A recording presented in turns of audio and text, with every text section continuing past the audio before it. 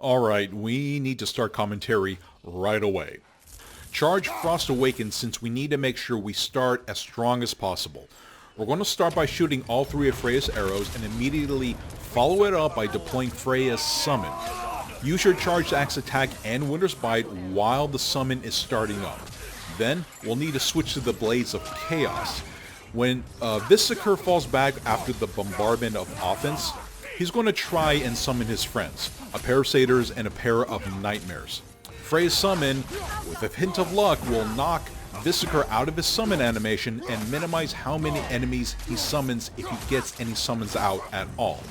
He'll summon the nightmares first, then the satyrs. We switch to the Blades of Chaos because we can use Hyperion Pull to pull nightmares and toss them at the satyrs. If they don't show up, toss the nightmares at Hvitserkr. It'll deal some decent damage. Disrupting his summon animation is going to be crucial, and we can do that by using Rage as his backups start to appear. I switched my Rage style from Fury to Wrath for this fight, since I would be able to activate it even if my bar wasn't completely full. Wrath is broken up into 2 bars. If I were to use Wrath and consume an entire bar of Rage, I could still depend on being able to use Rage again with that second bar. By the time we've used the second bar, you would have built up some extra Rage, and by the time you need to use Rage for a third time, hopefully we've built up enough to get that third Rage in. And if we're going Beast Mode, maybe a 4th Rage. But preventing these satyrs from ever being summoned is the singular important piece to this fight. I tried toying with the idea of allowing Freya to occupy their attention, but there were problems with that. Most of the time, satyrs would not latch onto Freya, and that was so impossible to work around. We're talking about one-hit kills, so when I have to deal with having to block, parry, or evade 2 enemies, especially when common enemies, like the couple of satyrs, they can start a slash attack and immediately launch themselves 10-15 feet from where they were, and that starts to get a little annoying. And if I leave the satyrs alone with Freya, she's not built to take them out. Hvitserkr will summon more enemies, and I'll end up having to deal with 4 satyrs. And when that happens, you're cooked, as far as no upgrade run challenges are concerned. The nightmares are the easiest piece in this fight, but you still need time and space to safely pull them in and throw them. When you're launching those blades for Hyperion Pull, you're open to attacks. And as badly as we want to grab those nightmares, sometimes you gotta wait for an opening, and sometimes they just don't come. That's why we need to knock Hvitserkr out of those summoning animations.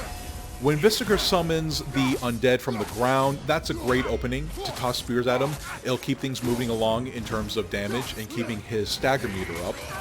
All of his other attacks are the usual Berserker stuff. After 8 fights, we should know how to deal with them, so I won't go into his repertoire.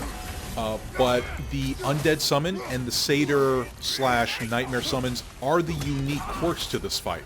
So let's talk about how we disrupt them and plan for his summons. He will go 60 to 90 seconds between summoning the satyrs and nightmares. During his summon cooldown, I equip the spear.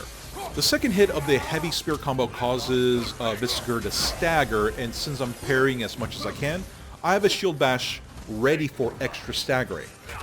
When I'm able to, I use this combo for the spear.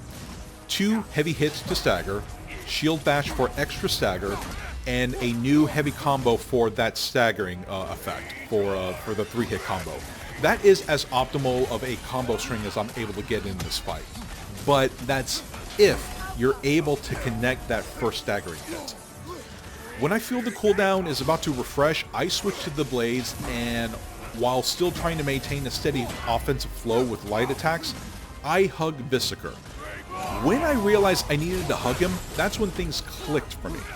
I knew activating Rage in his vicinity would knock him out of the summon animation, but I had to make adjustments in my playing, so I prioritized the invasion of his personal space over getting damage in.